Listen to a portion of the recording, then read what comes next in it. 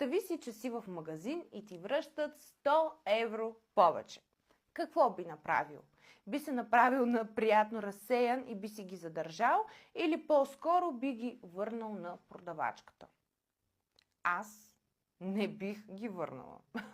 Аз със сигурност бих си задържала тези 100 евро и бих си направила един малък символичен подарък, за да благодаря на Вселената за късмета. Нали, колко несправедливо. Несправедливо обаче, в същото време това е един урок, който аз им преподавам и то на много ниска цена.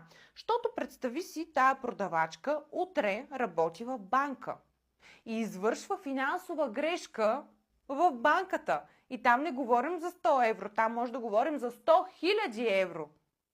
Еми виж от каква голяма беля съм я предпазила аз. Само гледай за 100 евро какъв житейски урок е получила тази жена, защото от тук нататък тя където и да попадне ще проверява парите по 5 пъти. Така че даже е благородно това, че аз няма да й върна парите.